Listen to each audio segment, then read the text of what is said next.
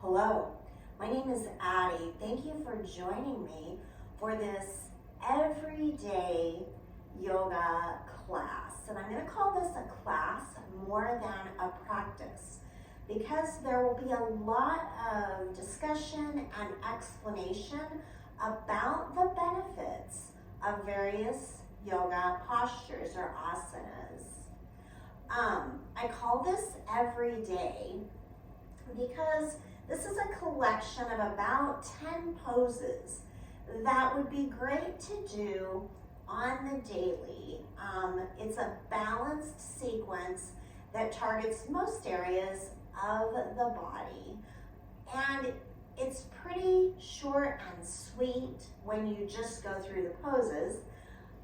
So allowing for those instances when you don't have time for a full 30, 45 minute hour practice.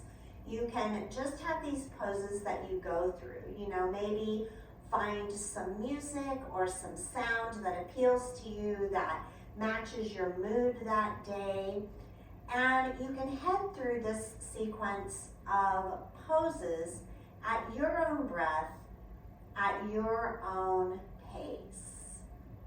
So, if you'd like to practice this, I do have another video in this playlist that is more of a yoga practice where I will cue you through the poses and talk a little less. And then finally, once you're familiar with the poses, you could even memorize them and then just go through them on your own without the video if you wanted to. So we'll go ahead and get started. Now, as I think of yoga, the simple explanation for yoga is that it means to unite. And I like to think of it as uniting the movement and the breath in terms of an asana or a movement or posture type of practice. So that's the first thing to keep in mind. We align the breath with the movement. Now that doesn't mean we're going fast necessarily, like a vinyasa flow. It doesn't have to be inhale this, exhale that. It can be inhaling into a pose and holding it and breathing there. And then maybe you exhale out of it. So you are still moving with the breath, but it's not necessarily one breath to a movement.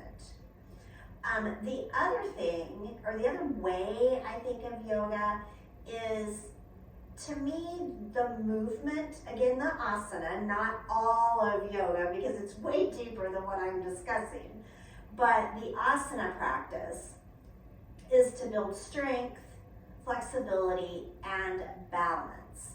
And it's a balance of those three elements as well. And so as I selected poses for this everyday yoga, I tried to create a balance in those three things.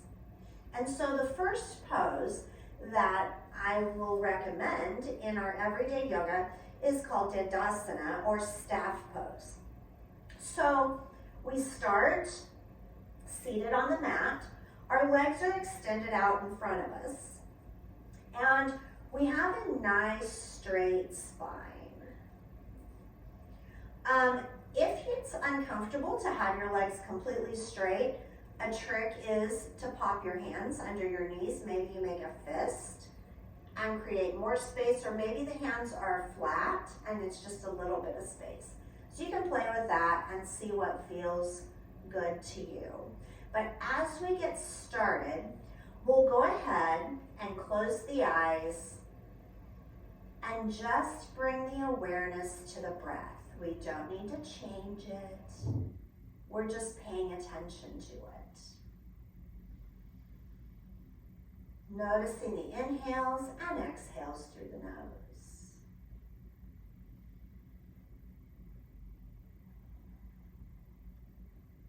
That awareness to the breath, more than likely already beginning to calm the nervous system.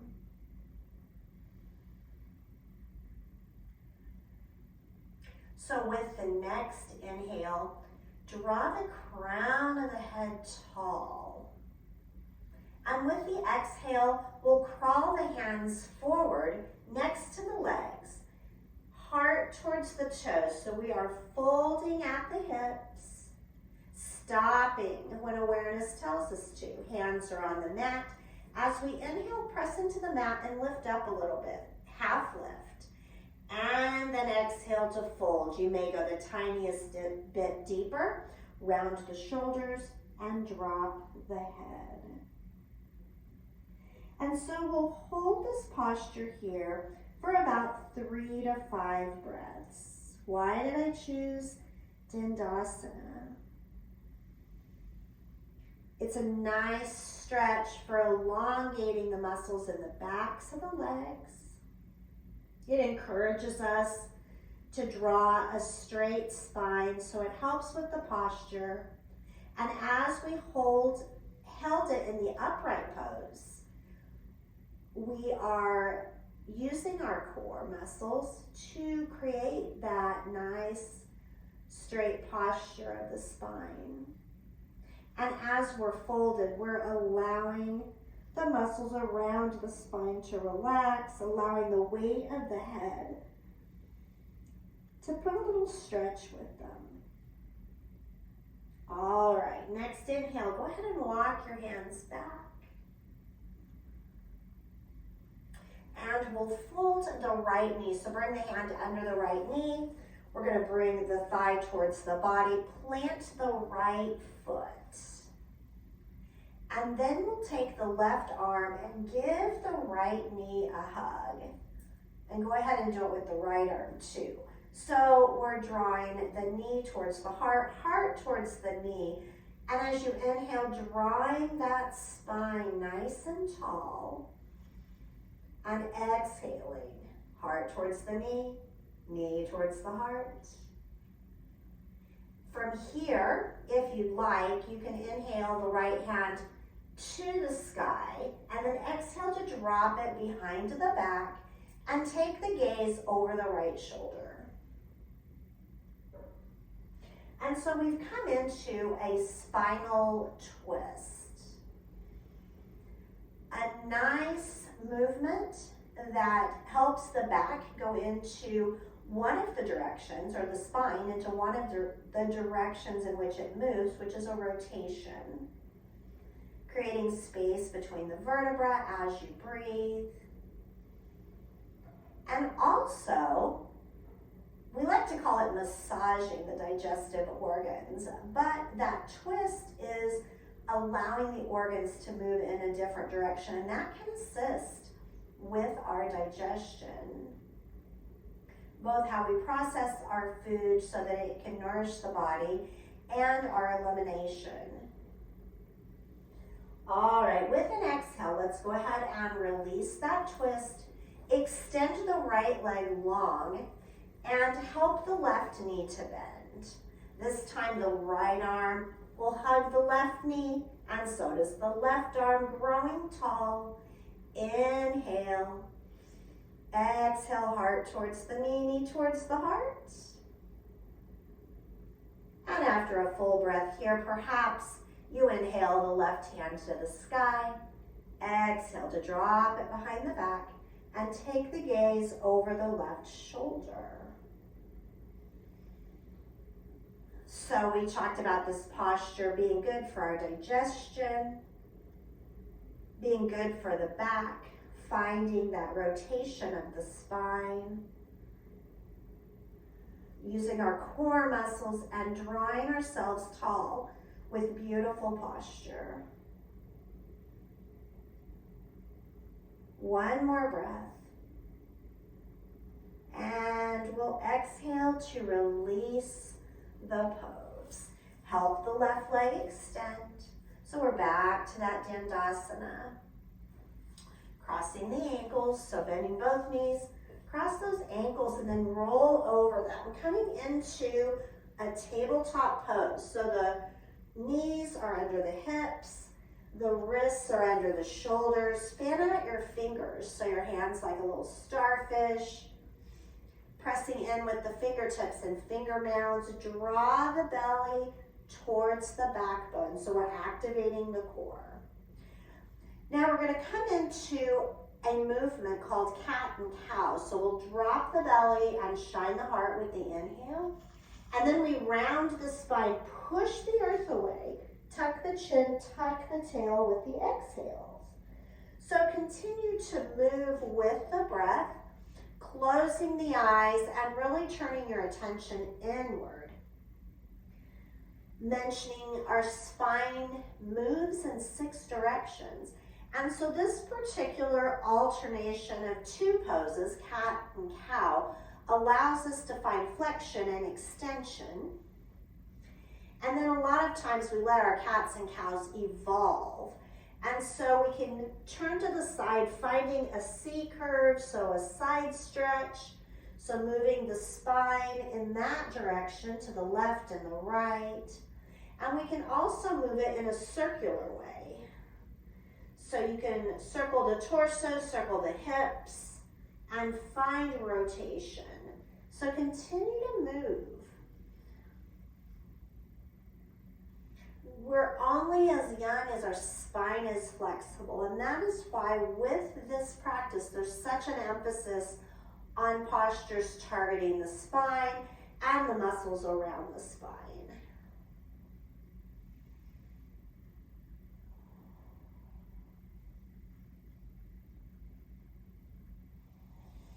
Let's say we'll find stillness in the next couple of breaths. Coming back to our stable table. That rhymes, that's kind of fun. Drawing the navel towards the backbone. Now we're coming into a pose called locust pose. We're going to lower the body all the way to the mat. Extend the legs out behind us. Lower the head, so we're resting the forehead on the mat, and then send the hands or the arms beside the body behind you, so the fingertips are pointing backwards. Now, before we come up into locust pose, I'm going to talk about it a little bit. It's kind of hard to talk while you're in it. But the reason we're coming into locust pose is to strengthen the back body. A lot of times in yoga, we emphasize strength of the core and more the front of the core and those muscles. But the core is actually in the entire torso. So we need to work the back body as well. So let's come in to our locust pose. We're going to take a deep inhale. Exhale, imagine growing roots from the hips, and then inhale to lift the heart and the feet. Continuing to breathe. Roll the shoulders towards the hips. Reach the fingertips back. And again, we're holding the pose, not the breath. The breath flows freely. Targeting the muscles that support the spine and the entire back body. One more breath. And exhale, release to the mat. And we'll rest there for just a moment, a breath or 2. When you're ready, we'll return to that tabletop pose. And then from our tabletop, turn the toes under, send the hips high, finding downward facing dog. You can begin to find some movement in your dog. Bending the knees, come up on the toes, wiggle and stretch. Remembering to spread the hands out like a starfish. More weight on the inside of the hands than the outside. So that fleshy part between the thumb and the forefinger. Pinkies are light.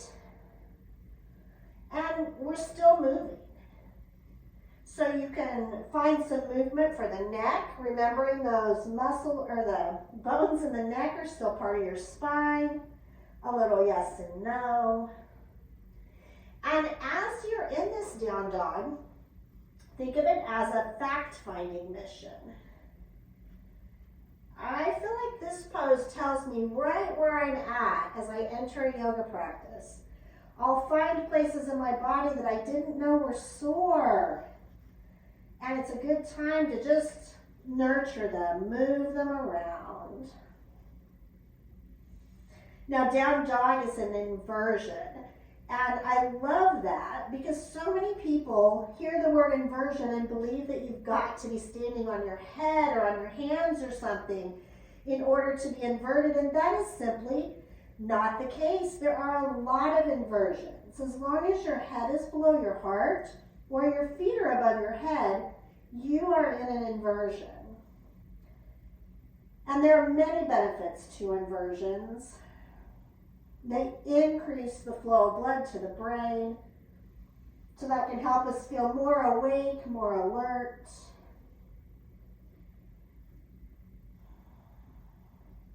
They give us confidence. Sometimes they help us change our perspective. Well, let's start bringing that dog to stillness. Letting the heels seek the earth, they might not find it. Inhale, send the hips towards the sky, and exhale to draw the belly button towards the spine, up under the rib cage. Let the shoulder blades reach towards the hips. You can take your gaze several places you choose. You can take your gaze to the navel and find a nice long stretch in the back body. And also focusing on that area of digestive fire, that energy of self-confidence, trusting our guts. So if you gaze at the navel, you can go there in the mind. Another option is to hang the head more straight down and take the gaze to the tip of the nose. And that particular gaze activates our intuition. So, anytime you go into down dog, you can decide, do you want to follow your nose, trust your intuition, or follow your guts? You decide. All right, so from our down dog, we'll look forward and walk forward. Take the feet out wide, keep the knees bent a little bit, and drop the head, coming into a dangle or a ragdoll pose. Your hands can stay on the ground if that helps with balance. Or you can reach the hands to opposite elbows. Make a little box around the head, kind of pulling down on the elbows. And of course, we are in an inversion. So, gaining the benefits of that inversion, changing our perspective, activating the brain, sending a little more blood flow there. If you crossed your arms, let's go ahead and switch the cross. Find your opposite elbows. You may notice a slight difference in how this feels.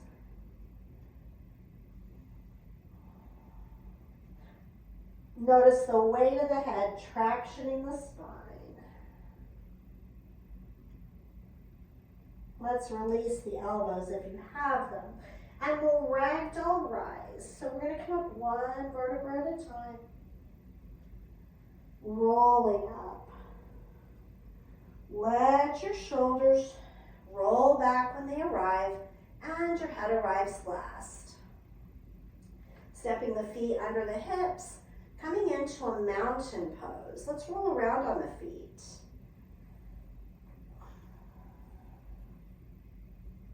Taking a moment to look for the four corners.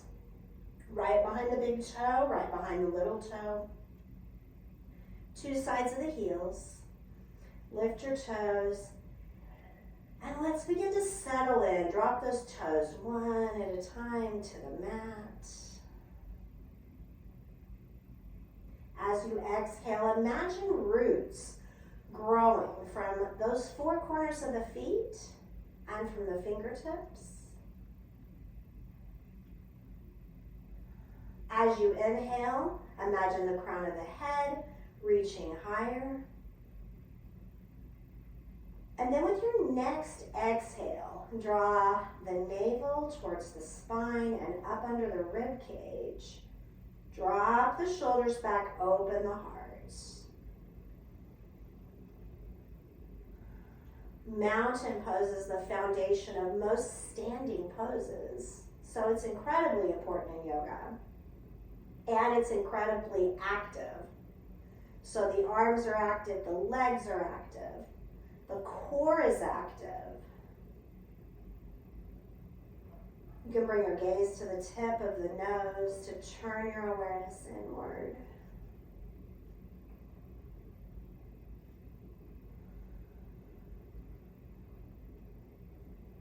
Staying right where you are, I'm just turning to face the camera to help you out a bit.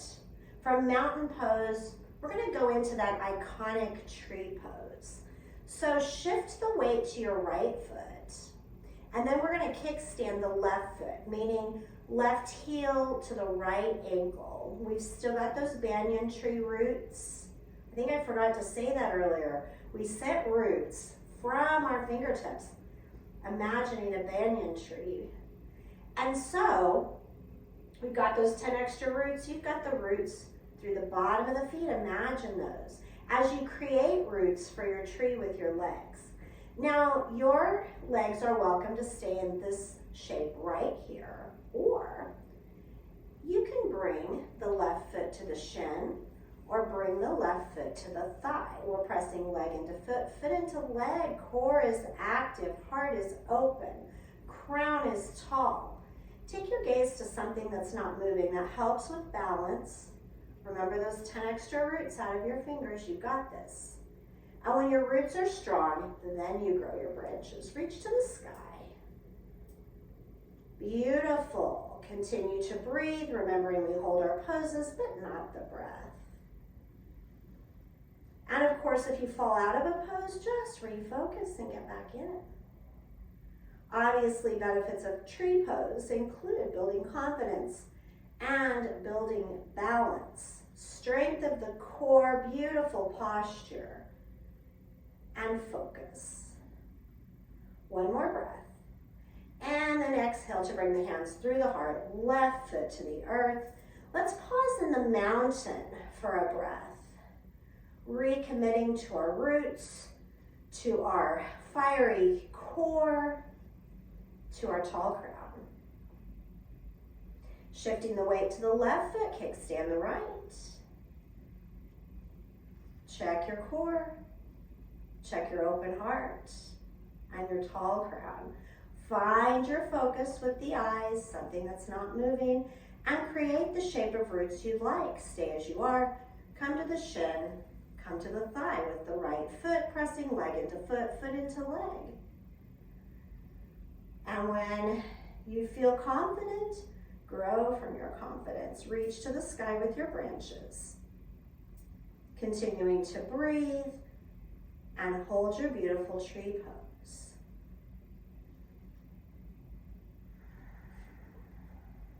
And of course, if you fall out of a pose, fall out of a tree, it doesn't matter. It doesn't hurt like when you were a kid. Refocus, get back in. One more breath. And then we'll exhale the hands through the heart, right foot down, mountain pose. Beautiful. Let's take the legs out wide, bend into the knees, and we're going to fold forward into that dangle. We're not going to hang out there this time though. Let's go ahead and plant the hands. Heels to the center, toes facing out, lower the hips. Coming into a Malasana squat. Once you're down in your squat, draw the hands to the heart, press the elbows against the legs, so we are opening the hips. We're also opening the heart. That's actually the greater focus here. So think about that open heart, your collarbones smiling. Why is this particular pose included in these 10 or so poses I selected? And that is because this is an incredible pose for opening the hips, as was tree pose. I forgot to mention that. That's another benefit of tree pose. But we're opening the hips and we're focused on the digestive system. In many, many countries of the world, this is the shape people take when they are eliminating their waste. And this is a much more natural shape for that. So we're assisting our digestion by helping our digestive organs come into place where they're most efficient.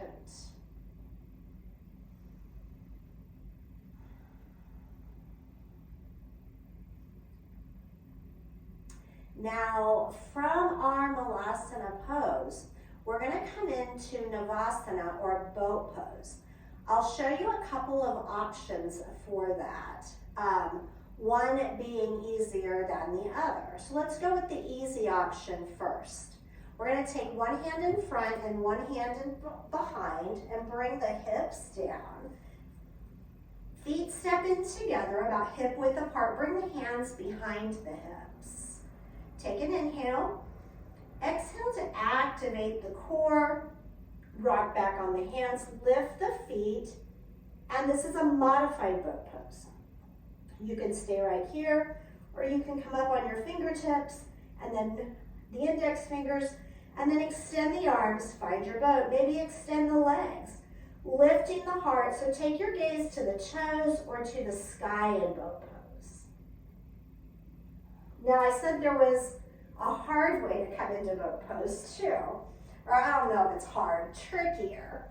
So I'll show you that as well. So we're back in Malasana. We've got the hands to the heart. We're simply going to set the hips down and send the legs forward. Then release the hands, lift the heart, gaze to the toes, gaze to the sky. Why boat pose? Core strength. You'll notice that right away. Breathing through something that's difficult, because we hold our poses but not the breath.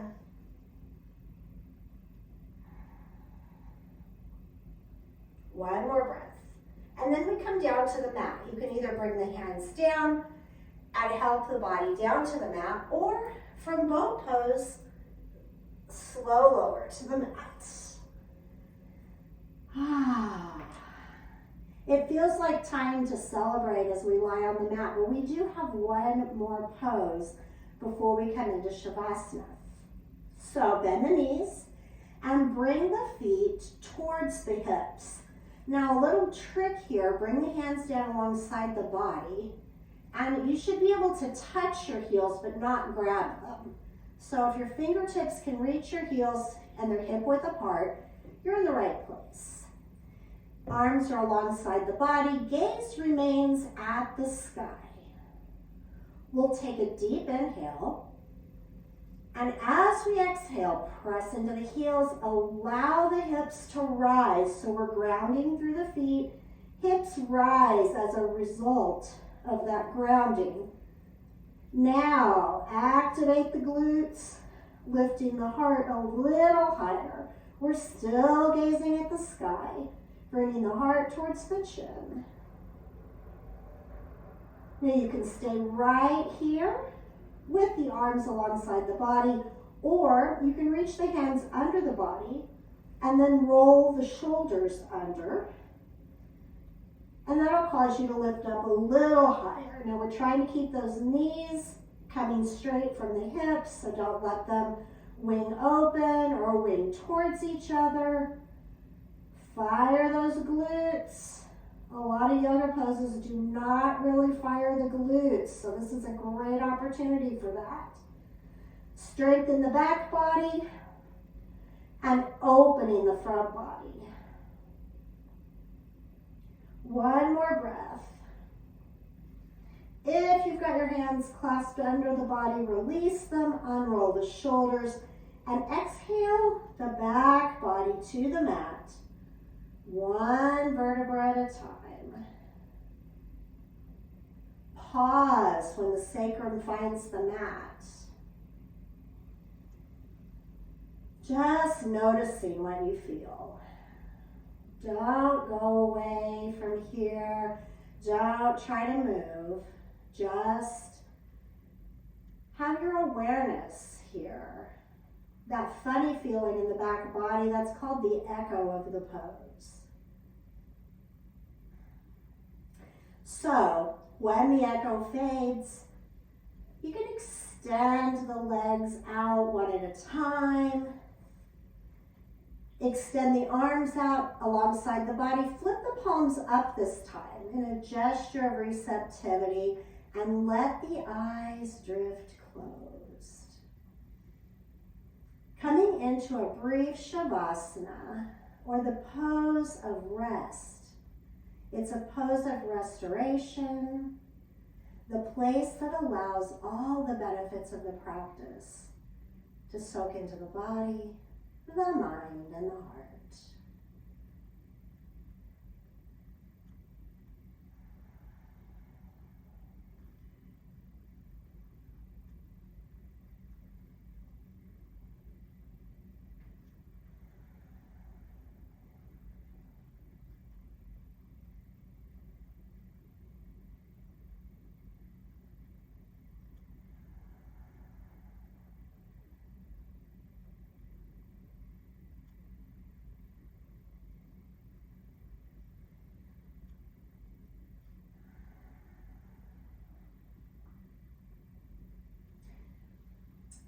Begin to bring the awareness to the breath, noticing its flow in and out of the nose. Finding a little movement in the fingers and toes.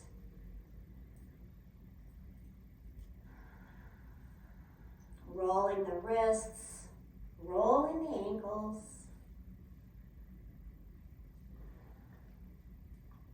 Begin to rock the head from side to side.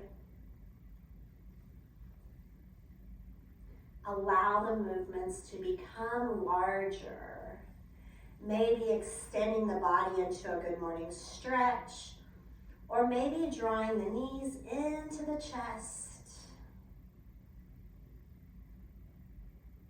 When you're ready, allow that movement to roll you to one side or the other.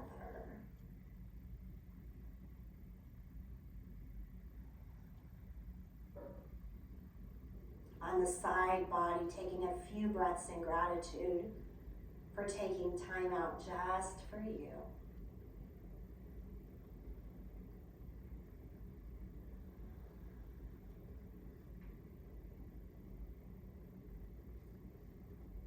When you're ready, let your hands help you to find an upright seat.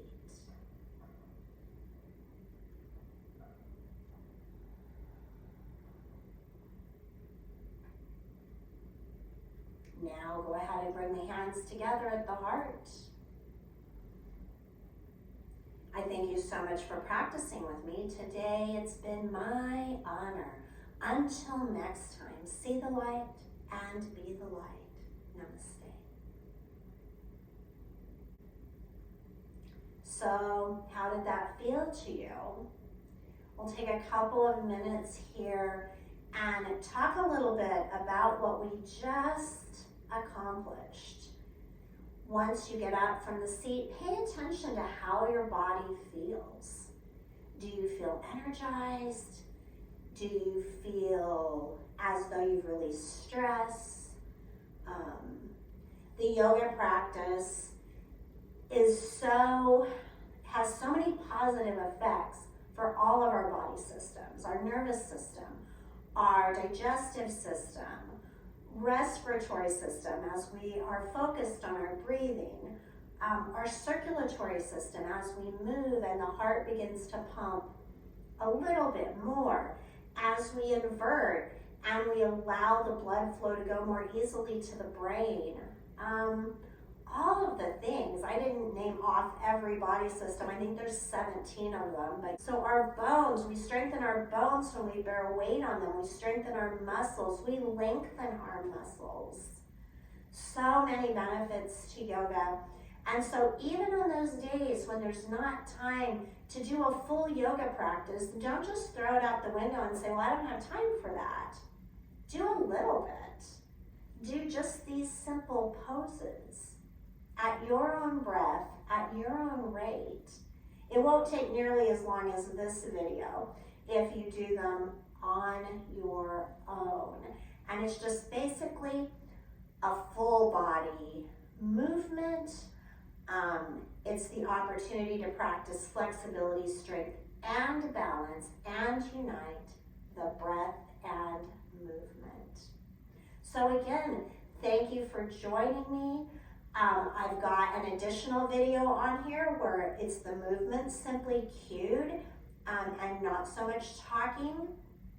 And what I'm thinking in my head now, but I haven't done it yet, is to post a short video for each pose and go a little bit more in depth with each pose and show some different modifications, maybe ways to use props and things like that. If you're using the sequence and there's a pose or two here or there that maybe they're not comfortable to you or they're not working for you. So I'll show you some other options on individual videos for each pose. Yeah, I'll do that. Now that I said it, I'll have to, right? All right, thank you so much.